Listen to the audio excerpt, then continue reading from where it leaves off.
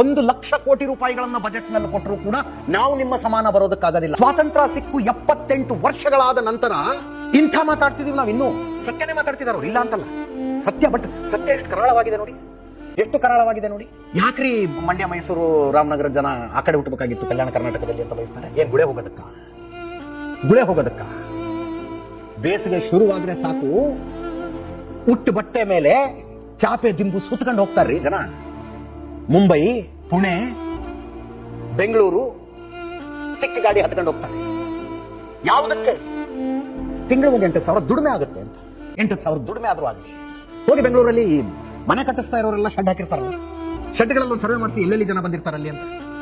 More than 70%, I bet more than 70% Kalyana ಕರ್ನಾಟಕದ ಜನ ಬಂದಿರ್ತಾರೆ. ಅವ್ರ ಊರಲ್ಲಿ ಒಂದು ಮನೆ ಇದೆ, ಜಮೀನಿದೆ, ಎಷ್ಟು ಜಮೀನಿದೆ, ದುಡಿಮೆ ಆಗೋದಿಲ್ಲ.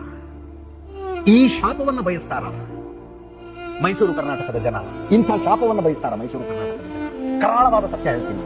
ಪುಣೆಯ ವೇಶ್ಯಾವಾಟಿಕೆ ಅಡ್ಡೆಗಳಲ್ಲಿ ಹೋಗಿ ಚೆಕ್ ಮಾಡಿ, ಅಲ್ಲಿ ಸೆರಗ್ ಹಾಸಿ ಮೈ ಮಾರಿಕೊಂಡು ಬದುಕ್ತಾ ಇರುವ ಜನ, ಹೆಣ್ಣುಮಕ್ಕಳು ಎಲ್ಲಿಯವರು ಅಂತ. ಇದು ಕರಾಳತೆ.